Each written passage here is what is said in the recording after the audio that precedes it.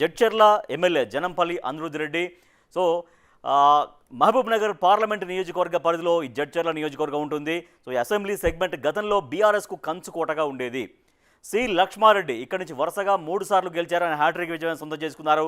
గతంలో బీఆర్ఎస్ ప్రభుత్వంలో ఆయన మంత్రిగా కూడా పనిచేశారు. అయితే 2023లో మాత్రం కాంగ్రెస్ అభ్యర్థి అనిరుద్ రెడ్డి చేతిలో ఆయన ఓడిపోయారు. అక్కడ జనం మార్పు కోరుకున్నారు. ఆ ఎన్నికల్లో అనిరుద్ రెడ్డికి 86,186 ఓట్లు వచ్చాయి. At the same time BRS అభ్యర్థి అయినటువంటి లక్ష్మారెడ్డికి 71,015 ఓట్లు వచ్చాయి. అంటే 15,171 ఓట్ల మెజారిటీతోటి ఆయన గెలుపొందారు. సో ఆయనకు వచ్చినటువంటి ఓటింగ్ షేర్ ఎంత అంటే 50.31%. మరి 19 నెలల కాలంలో జడ్చర్లలో అనిరుద్ రెడ్డి ఏ పనులు చేశారు, జనం ఆయనకి ఇచ్చినటువంటి స్కోర్ ఎంత, బిగ్ టీవీ ఎక్స్క్లూజివ్ సర్వేలో తేలినటువంటి విషయాలు ఏంటి మనం చూద్దాం. మనం చూస్తున్నాం, ప్లస్ పాయింట్స్ చూస్తున్నాం. ప్రజల్లో అనిరుద్కు మంచి పేరు ఉంది. సమస్యల పరిష్కారానికి రెడీగా ఉంటారు ఎమ్మెల్యే. ఆయన ఎటువంటి సమస్య అయినా కూడా దాదాపుగా పరిష్కారం చేయడం కోసం ప్రయత్నం చేస్తారనే పేరుంది.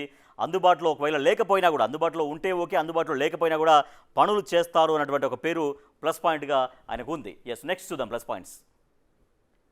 గతం ప్రస్తుత పనులతో గుర్తింపు. గతంలో అంటే గతంలో శాంక్షన్ అయినటువంటి పనులు ఏవైతే ఉన్నాయో అవి, తర్వాత ఇప్పుడు ప్రస్తుత పనులతో పర్వాలేదనేటువంటి ఒక గుర్తింపు అయితే తెచ్చుకున్నారు. అలాగే నిధులు రాబట్టడం కోసం ప్రయత్నాలు చేస్తున్నారు. ఆ నియోజకవర్గాన్ని డెవలప్ చేయడం కోసం ఆయన పర్సీవ్ చేస్తుంటారు, నిధుల కోసం ప్రయత్నాలు చేస్తుంటారనే ప్లస్ పాయింట్ ఉంది. ఎమ్మెల్యే పని చేస్తారన్న జనంలో గట్టి నమ్మకం ఉంది. సో ఎమ్మెల్యే ఎటువంటి పని అనేది చేయగలుగుతారు, ఆ నియోజకవర్గాన్ని డెవలప్ చేయగలుగుతారన్నటువంటి ఒక విశ్వాసం మాత్రం ఆయన పాదుకొల్పగలిగారు జనంలో. ప్లస్ పాయింట్స్ నెక్స్ట్ చూద్దాం. క్యాడర్లో అనిరుద్ రెడ్డికి ఫాలోయింగ్ ఉంది. కార్యకర్తల బాగోగులు చూస్తారనే టాక్ ఉంది. లీడర్ క్యాడర్ టీం వర్క్ లాగా పనులు. ఇటు ఎమ్మెల్యేగా ప్రజలకి సర్వీస్ చేస్తున్నారు, అట్ ద సేమ్ టైం పార్టీని కూడా కాపాడుకుంటారు, క్యాడర్ని కూడా కాపాడుకుంటారు. లీడర్ క్యాడర్ ఒక టీం లాగా, అంటే ఇద్దరి మధ్యలో సమన్వయం ఉండి పనులు చేస్తుంటారనేటువంటి ప్లస్ పాయింట్ ఉంది. నెక్స్ట్, గతేడాది జూలైలో అభివృద్ధి ప్రణాళిక ఒకటి ప్రకటించడం అనేది కూడా ప్లస్ పాయింట్గా మారింది. అలాగే national highway number 44, national highway number 167 ring road పైన ఫోకస్ పెట్టడం కూడా ఒక ప్లస్ పాయింట్గా మారింది. సో అవి రెండు కనుక మరింతగా అందుబాటులోకి వస్తే ఇంకా రవాణాకు చాలా ఈజీగా అవుతుంది. అలాగే ఫుడ్ ప్రాసెసింగ్, ఐటీ పరిశ్రమల కోసం చొరవ చూపిస్తున్నారు. అక్కడ పరిశ్రమలకి కొంచెం అనుకూలమైనటువంటి నియోజకవర్గం అది. సో దాన్ని ఐటీ పరిశ్రమలు అక్కడ కనుక ఏర్పాటు చేయగలిగితే అక్కడ మరింత యువతకి ఉద్యోగ అవకాశాలు కల్పించేటువంటి ఆలోచన కూడా చేయడం అనేది ప్లస్ పాయింట్స్గా మనకు కనిపిస్తున్నాయి. నెక్స్ట్, మెరుగైన రోడ్లు, డ్రైనేజీ కోసం కీలక చర్యలు, స్కూళ్లను అప్గ్రేడ్ చేయాలని ప్రణాళికలు, 55,000 మంది విద్యార్థులకు ఫ్రీగా షూస్ పంపిణీ, అంటే చారిటీ కూడా చేస్తున్నారు. 55,000 మంది విద్యార్థులకు షూస్ పంపిణీ చేయడం అనేది కూడా ప్లస్ పాయింట్గా అక్కడ నియోజకవర్గంలో ఆయనకి పేరు తీసుకొచ్చింది. స్కూళ్లకు డిజిటల్ బోధనా సామాగ్రి అందజేత. ఉదండాపూర్ R&Rలో కొత్త రోడ్డు పనులకు శంకుస్థాపన. స్కూళ్ళకి డిజిటల్ బోధనా సామాగ్రి అందజేయడం వల్ల అక్కడ సౌకర్యాలు మెరుగుపరిచేటువంటి అవకాశం ఉంటుంది. దాన్ని కూడా ప్లస్ పాయింట్గా మారింది. అలాగే ఉదండాపూర్ R&Rలో కొత్త రోడ్డు పనులకు శంకుస్థాపన. ఉదండాపూర్ అనేది జలాశయం. అక్కడ అది పాలమూరు రంగారెడ్డి లిఫ్ట్ ఇరిగేషన్ స్కీమ్లో ఒక భాగం. ఉదండాపూర్ జలాశయం అది 15.91 TMCల సామర్థ్యం ఉంటుంది దానికి.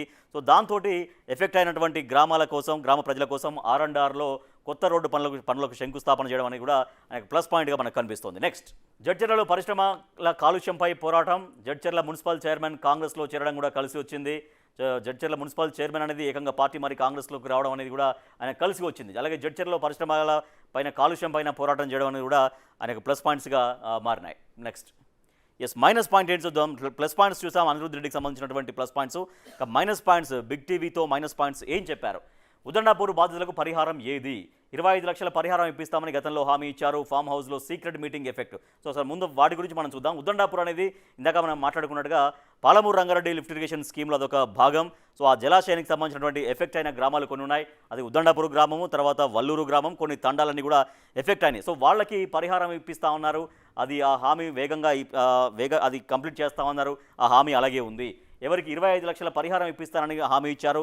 ఆ 25 లక్షలకు సంబంధించి ఇంతవరకు కొంచెం అది పని ఎక్కడెక్కడ ఆగిపోవడం అనేది మైనస్ పాయింట్గా మారింది. ఇక ఫామ్ హౌస్లో సీక్రెట్ మీటింగ్ ఎఫెక్ట్. సో ఇటీవల కొద్ది కాలం కింద ఆయన ఫామ్ హౌస్లో కొంతమంది ఎమ్మెల్యేలతో సమావేశం కావడం కూడా కాంగ్రెస్ పార్టీగా కొంచెం తీవ్రంగానే పరిగణించింది. సో ఇవన్నీ కొన్ని మైనస్ పాయింట్స్గా కనిపిస్తున్నాయి. నెక్స్ట్,